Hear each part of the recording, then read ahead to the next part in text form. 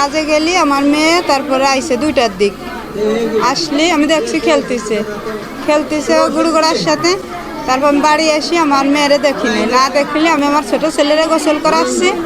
গোসল করানোর পর আমার মেয়ে এসে বলতেছে কি জাম্মু আমি আমি অসুস্থ হয়ে গেছি। কি কোখানে গেছিলাম আম্মু তুমি, তোমার অসুস্থতা হয়েছে? আম্মু আমার নুর ইসলাম ওই ঘরে নিয়ে গেছিলো, ঘরে নিয়ে তোমার কি আসছে? আম্মু আমার রক্ত বের হচ্ছে।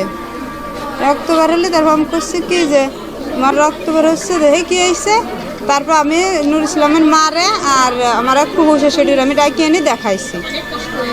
দেখানোর পর কাছে কি যে তাই ওর বাপরে বলো না আমরা ই করবানি, আমরা দেখবানি। তখন আমার এই তোমার মনে করেন আমরা আসিনি, আমার মেয়েরে নিয়ে ব্লাড গেছে বলে আমি রাত্রে নিয়ে চলে এসেছি। রাত্রে নিয়ে চলে এসেছি। এখন আমার মেয়ের সাথে যদি ঘটছে এরকম বিচার যেন আমি পাই।